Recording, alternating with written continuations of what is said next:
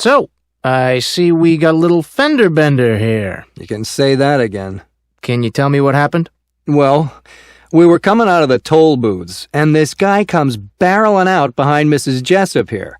I noticed he had been riding her tail for miles. Yeah, I have to admit I was rubbernecking a little at the other accident, the one that happened right in front of the toll booths. And the other guy wasn't expecting it, or he didn't like it. He sped up to go around Mrs. Jessup, and then he tried to pull in front of her to cut her off. He ended up sideswiping Mrs. Jessup. And I guess he didn't see me coming up from behind because he swerved back into my lane. I must have been in his blind spot. I slammed on the brakes, but I ended up nailing him from behind anyway. Mrs. Jessup and I pulled over, and so did he at first. Then we got out of our cars to swap information, but the other guy was gone like a bat out of hell. What about you, ma'am? Can you tell me what happened? That seems to cover it. What he said is about right. So you're both telling me this was a hit and run. Did either of you manage to get his license plate number? I did. Here you go. Well, lucky for you, Mr. Randall, because you might have been charged for damages to this guy's car. But because he took off from the scene of the accident, you won't be held responsible. Well, that's a relief. I thought I was looking at a lawsuit. If you give me a minute, I'll just radio this in so we can track him down. When you get him, I won't have any problems giving him a piece of my mind. And I won't lose any sleep over taking him to the cleaners for my car. It was brand new. Well, I wouldn't count my chickens before they hatch, Mrs. Jessup. If you expect compensation, you might be barking up the wrong tree. In many of these cases, the perpetrators run because they're usually caught up in other illegal dealings or because they don't have insurance. Fantastic. He could have totaled my car. Well, at least no one is hurt. It could have been a lot worse. You two sit tight for a moment, and I'll have you right out of here and back on the road in no time.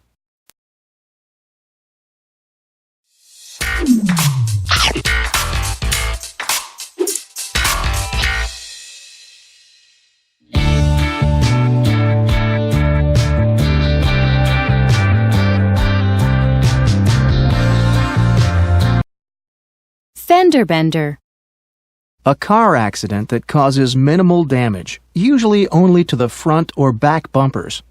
Mr. Randall and Mrs. Jessup were in a minor accident. They had a fender bender. To barrel out of somewhere. To leave somewhere very quickly, usually with little attention to your surroundings. The driver almost hit someone because he came out of the toll booths without looking. He barreled out of the toll booths. Notice that you may also hear barrel up, barrel down, barrel along, barrel in, etc. The other driver was barreling down the highway. To ride someone's tail. To follow someone at an uncomfortably close or dangerous distance. The other driver followed Mrs. Jessup closely for miles. He rode her tail for miles. Notice that this expression doesn't necessarily have to be used for driving only. Why are you walking so close behind me? Stop riding my tail.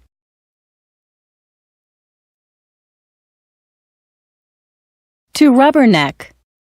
To drive slowly past the scene of an accident while turning your neck to see what happened.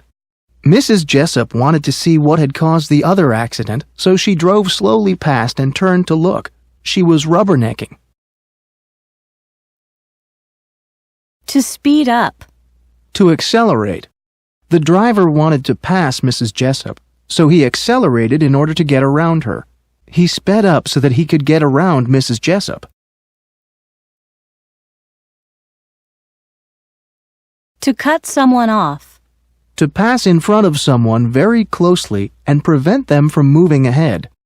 The driver got into Mrs. Jessup's lane in front of her and didn't give her room to maneuver. He cut Mrs. Jessup off.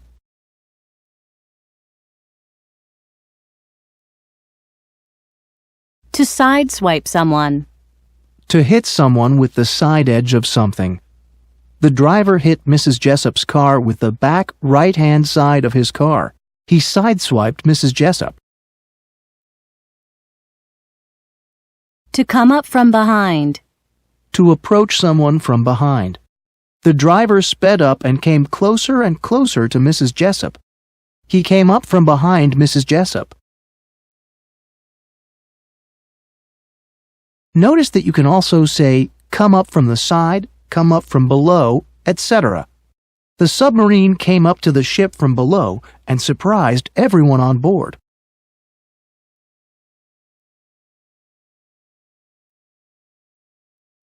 Blind spot.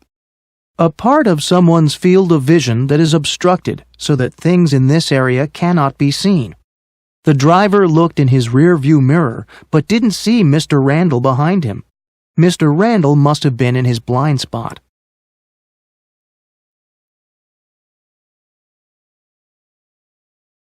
To slam on the brakes. To press the brake pedal in a car forcefully and suddenly. When the driver cut Mr. Randall off, Mr. Randall wasn't expecting it and had to slow down very quickly. Mr. Randall slammed on the brakes in order to slow down.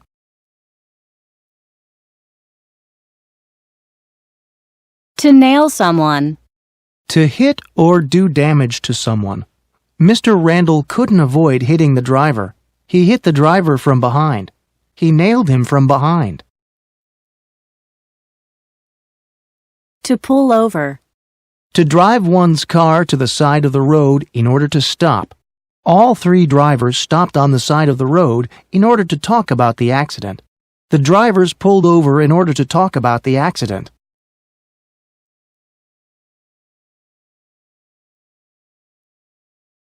To swap information. To exchange names, phone numbers, license plate numbers, and insurance company information, especially after a car accident. After the accident, the drivers wanted to exchange insurance information. They wanted to swap information. Like a bat out of hell. Moving in a fast and almost crazy manner. The driver left the scene of the accident quickly and without warning. He left like a bat out of hell. Hit and run. A car accident where the person responsible for the accident leaves the scene before the police arrive. Yesterday, someone hit Devon's car from behind, but Devon can't press charges because the other person left the scene of the accident. It was a hit and run. To take off. To leave quickly.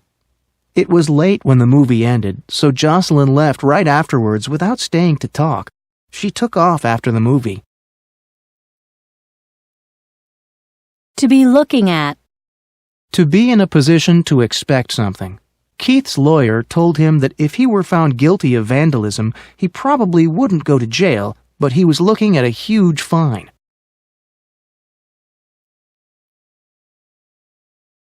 To track someone down. To find someone by following clues. The police have been pursuing the thief for weeks. They are working hard to track him down.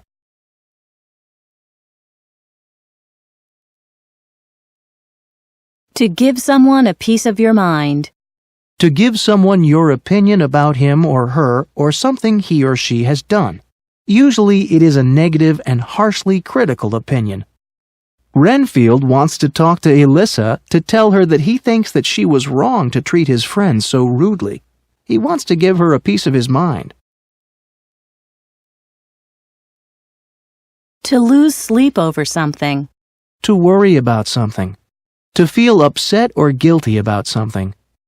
John doesn't feel bad at all about cheating on his exam because he thinks that everyone does it, so it's okay. He said he won't lose any sleep over it. To take someone to the cleaners. To fight for economic compensation until the other person has no more money left. Cody wants to make his ex-wife suffer for cheating on him. He will not rest until she has paid for everything she bought with his money. He wants to take her to the cleaners.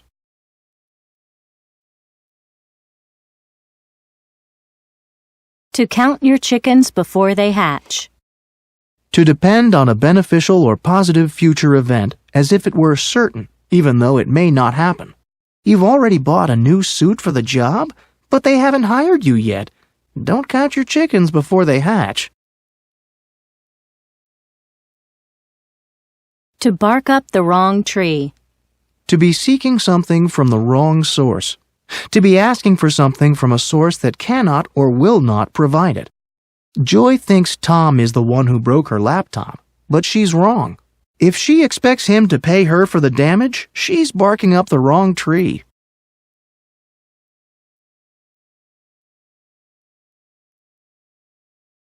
To be caught up in something.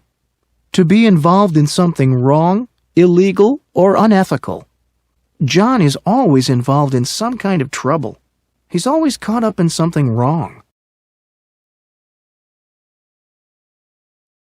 To total a car. To inflict damages that, if repaired, would cost more than the value of the car. Janine is fine after her accident, but her car is totaled.